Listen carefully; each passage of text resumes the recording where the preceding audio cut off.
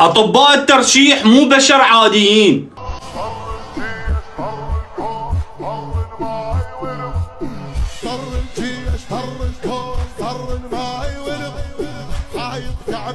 تخيلوا ياكلون التمن على الجثث. تخيلوا انا من شفت هذا التعليق هنا انصدمت. شخص كاتب بالتعليق والقرآن الكريم كنا منتظرين جنازة تطلع من التشريح، وانا رحت هناك ووقفت يم الباب وشفت هواية جثث.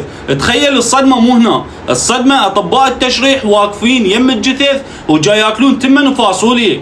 يعني بس اريد اعرف شنو من بشر ذولي اطباء التشريح، يعني هيك عندهم طاقة انه ما يخافون من الجثة وهم جاي ياكلون ويشربون ويسوون كل شو كلاشي يمها.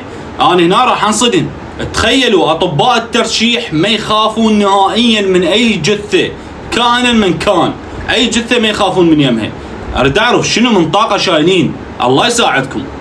هذا شنو؟ مشروب الطاقة مال منصور سامي. تخيلوا مشروب الطاقة حاليا متوفر في الاسواق، وهذا يمنع منعا باتا للاطفال والحوامل نهائيا.